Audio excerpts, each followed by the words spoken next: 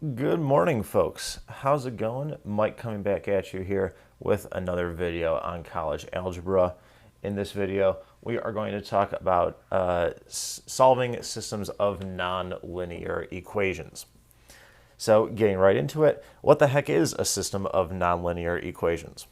A system of nonlinear equations is a system where at least one equation in the system is nonlinear. And just to clarify, by nonlinear, we mean there are powers on one or both of our unknowns that are greater than 1. So 2, 3, 4, 5. We could have square roots, cube roots, things like that. Or we could have reciprocals, like 1 over x or 1 over y or something like that. And when we try to solve these systems, we can use the exact same techniques and the exact same processes that we did for solving systems of two linear equations in two variables. We have the addition method or the substitution method.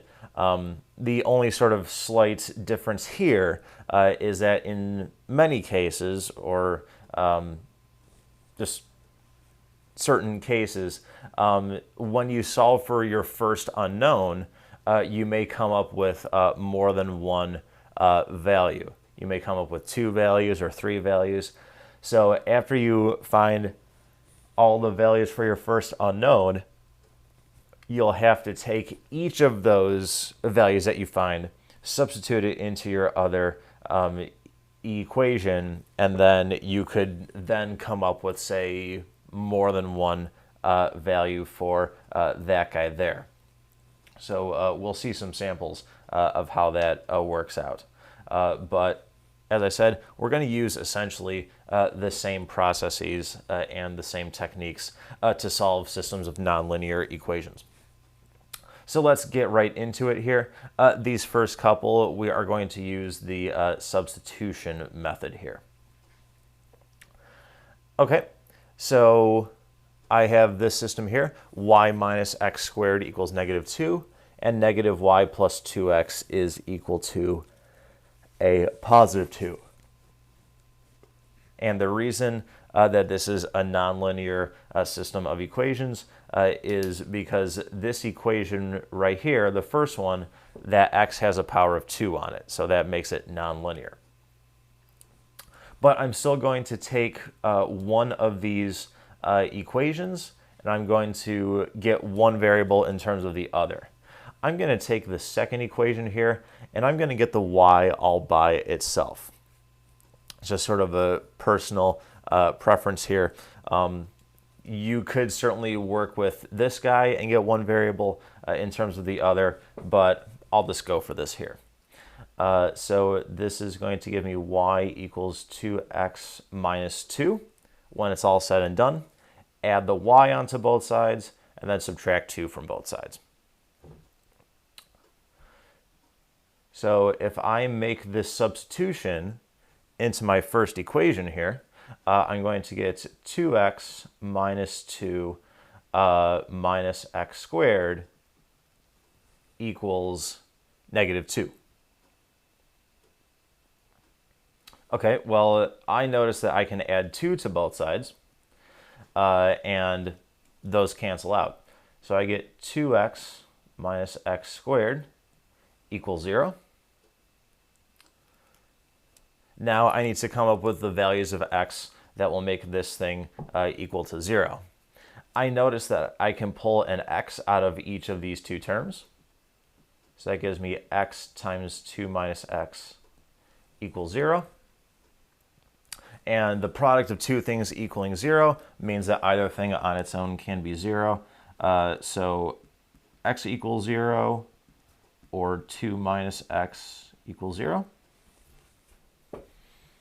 Obviously, x equals 0, one such x value, and then 2 minus x equals 0, add x to both sides. X is equal to a positive 2. Okay, so here's where things vary just a little bit. we now came up with two x values here. So I'm going to take each of these x values, substitute it into my other equation here, and then the y value I get out after plugging that certain x value in will be the other coordinate of my ordered pair that serves as a solution. So when x equals 0, y equals 2 times 0 minus 2, which is negative 2. When x is equal to a positive 2, y equals 2 times 2 minus 2, which gives me a positive 2.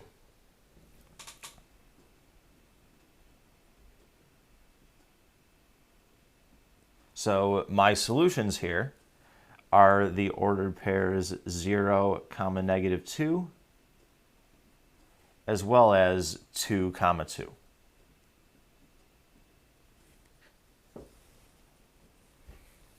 So this first one, not that bad. Just having to throw in these extra guys here, just sort of throw a little bit of a wrench into it, throw in a little bit of a curveball, but still nothing too bad. Let's go on to the second one. A little bit more involved here.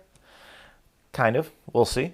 Again, I'm going to use the substitution method on this guy. I see x squared plus y squared equals 25. 2y minus 4x is equal to 0. I think it's going to be friendlier if I take the second equation and get one variable in terms of the other. And again, I'm going to get y in terms of x. So if I add 4x onto both sides, 2y is going to equal 4x. And then divide both sides by 2, y is equal to 2x.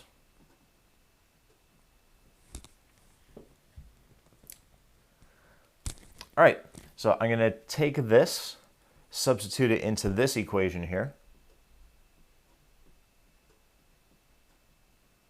I'm going to get x squared plus 2x squared. Now, the quantity 2x squared is the same as 2 squared times x squared, or 4x squared.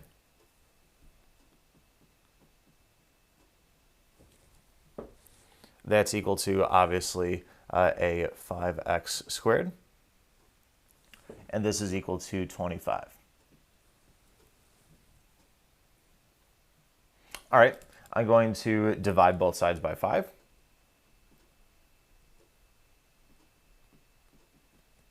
To find that x squared is equal to a positive 5. And then take the square root. And we get two x values. We get minus the square root of 5, or we get plus the square root of 5. So two separate x values here. Again, for each of these x values that I found, I'm going to substitute it into my other equation, and I'm going to get the corresponding y value for that x. So x equals minus the square root of 5, y equals 2 times minus the square root of 5, or minus 2 times the square root of 5.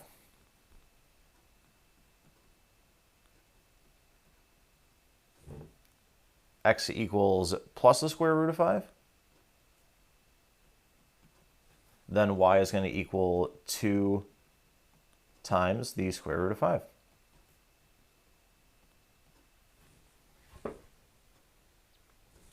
So pretty straightforward, pretty basic there, nothing crazy happening, and thus we get our solutions.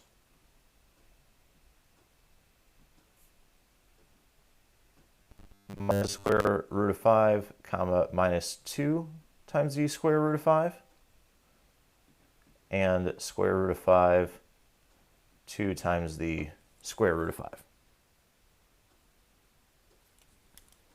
So there we go. There's a couple problems here where we used the substitution method. Next, we'll see a couple problems where we use the elimination method.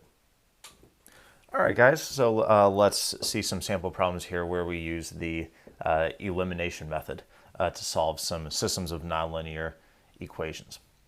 First one here, 3x squared plus y squared equals 21. And then 4x squared minus 2y squared is equal to a negative 2. I need to multiply one or both of these equations by the proper constant so that I can eliminate one of my variables here. I look at this and I'm looking at the y squareds here. I notice that if I just multiply this first equation, both sides of it, by a positive 2, and then add the two resulting equations, then I'm going to clear out my y's. So that's exactly what I'm going to do. So 2 there, and then add these things up. This is a 6x squared plus a 4x squared to give me 10x squared.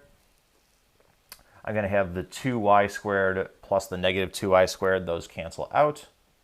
And then I'm going to have the 2 times the 21, or the 42, plus the negative 2. That gives me a 40. All right, divide both sides by 10. X squared equals 4. And then take the square root of both sides, and x is equal to plus or minus 2. So, again, just like we saw in our two previous problems, we have two x values. I need to work with each of these x values, and I can take this x value, substitute it into either one of my equations whatsoever, and come up with the y value or values that correspond to that x coordinate. So because I have to solve for y's now, just to work with the friendliest thing possible, I'm going to take my x values and substitute into this first equation here. So for x equals negative 2, start off with that. I'm going to have 3 times negative 2 squared plus y squared equals 21. Negative 2 squared is a positive 4 times a 3 is 12 plus y squared equals 21. Subtract the 12 from both sides, y squared equals 9. And that means y is equal to plus or minus 3. So, taking a look at our two y values that we get here. What this means is that we actually come up with two answers so far. We have negative 2 and then negative 3, and then we have negative 2 and positive 3. So we're going to note those two solutions. Negative 2, negative 3, and negative 2, comma, positive 3. Those are the two ordered pairs that we get, having just used negative 2 so far. I still haven't worked with x equaling positive 2 yet. So that's what I'm going to do here. For x equals positive 2, it's going to be 3 times 2 squared plus y squared equals 21. 2 squared is also 4 times 3 is 12. And if you just look back at the work that we just did, you can see where this is going to go. Y squared equals 9, and that means y is equal to plus or minus 3. So now we have two more answers here. X equals 2, y equals negative 3, and x equals 2, y equals positive 3. So those are our other two solutions. In total, we have 4 solutions to this given system of linear equations. Negative 2, negative 3, negative 2, positive 3, 2, negative 3, and 2, 3. So these right here are the 4 solutions that we are looking for.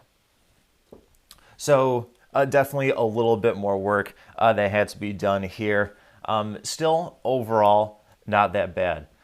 Big thing is, don't forget that when you're taking the square root of something here, when you have x squared equals some number, and you take the square root, you can have plus or minus the square root. You come up with 2 separate values, not just one. Most people will only use the positive square root, and they tend to forget.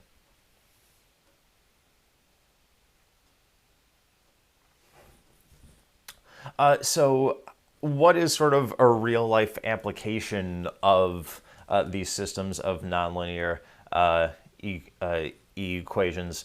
Where could these things possibly come up in real life? Well, here's a semi-realistic use. You could say want to come up with an idea as to how much land would you need, and say you wanted to fence in that plot of land. If you knew that you wanted to have a specific perimeter and a specific area for this rectangular plot of land, what would the dimensions of that plot of land have to be? So this is a more generalized version of it. We're going to find the dimensions of a rectangle whose perimeter is 36 meters and whose area is 80 square meters. So it doesn't hurt to draw a picture here.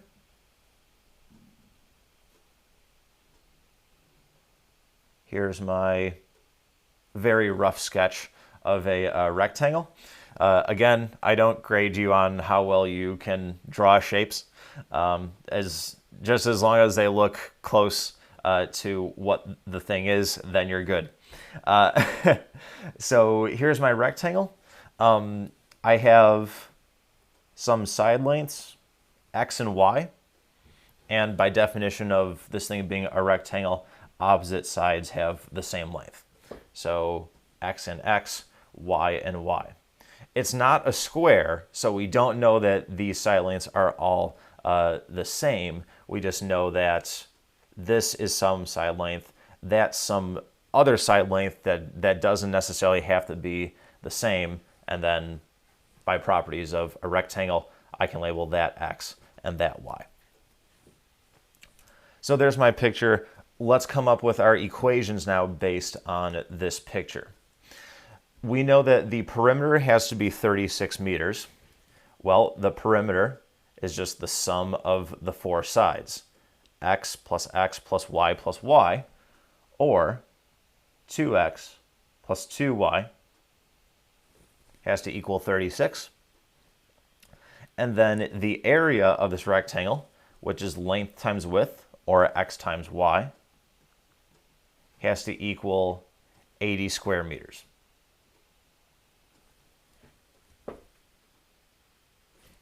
All right, so there we go. We have our 2 equations set up. This is a system of nonlinear equations because here we have x times y, not x plus y. So now let's just sort of go through and you can use whichever method you want. I personally would suggest using the substitution method on this one. I'm going to take this first equation. I'm going to solve for one variable in terms of the other. I'm going to solve for x this time. This time I'm going to get x in terms of y, not y in terms of x like we had been doing. So if I subtract 2y from both sides, and then if I divide both sides by 2, that gives me x is equal to 18 minus y. All right, I'm going to now take this right here. This thing right here is equal to x. I'm going to substitute that in for x in here. So going down here, 18 minus y times y is equal to 80. And I'm going to multiply this y in. 18y minus y squared equals 80. And then moving all the terms onto one side, I find y squared minus 18y plus 80 is equal to a big fat 0. This looks like a quadratic equation in y. So I will let you use the quadratic formula, calculate on your own what are the two y values that we would get as a result of using the quadratic formula. But note that one of these values may not make sense. Your value could be negative, which obviously doesn't make sense because we can't have a length that's negative. Not that it could be 0, but if you did something like this and you came up with a y value of 0, then that would not make sense because then you wouldn't have a rectangle, you would just have a line. But pause the video here, do the quadratic formula with this guy, and figure out what your y value or values are going to be, and then pick the one that makes sense in this context. So once you have your y values, press play, and we'll see if you came up with the right values.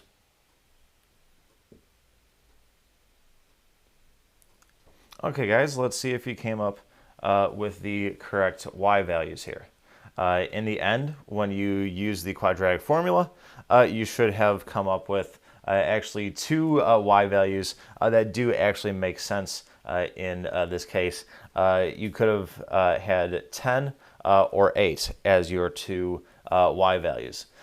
So this is a little bit of a curveball in the sense that typically when we're solving quadratic equations and we're using the quadratic formula, typically one value doesn't make sense in the context of the problem. So perhaps right now you may be thinking, okay, which one do I use? Well, as a result of taking each of these y values and substituting them back into this equation up here, we're actually going to find that we come up with the same dimensions. If I said, okay, let y be 10, if y is 10, then x is equal to 18 minus 10, using this equation right here. And we find that x is equal to 8. If I used y is equal to 8, then x is equal to 18 minus 8, which is 10. So since we're just concerned about the dimensions in general, and we're not really concerned about which one is which, the dimensions, you could say, are 8 meters by 10 meters, or you could also say 10 meters by 8 meters.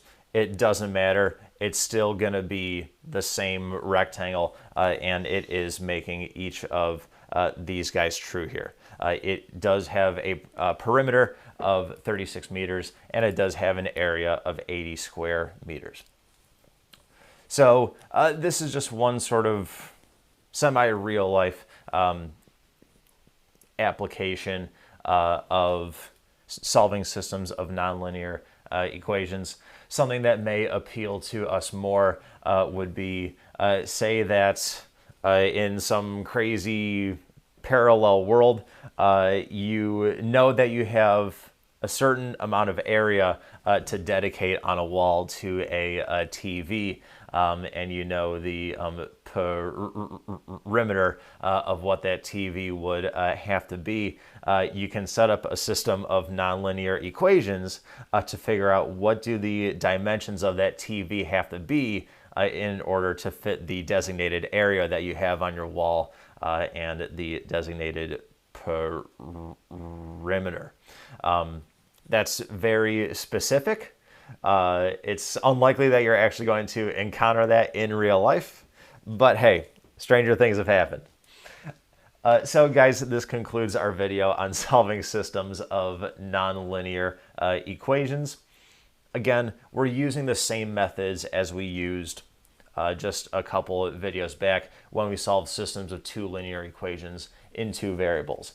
So no new methods or techniques really being brought in here. The only main difference is that when you solve for your variables, you may come up with more than one value. And then you have to take each of those values, substitute them in, and come up with a solution or some solutions based on that one particular variable value. If you have any questions or comments, please be sure to reach out to me, guys. Emails, texts, postcards, formal letters, things to be signed by a notary public. Whatever you have to do. Until the next video, take it easy, guys.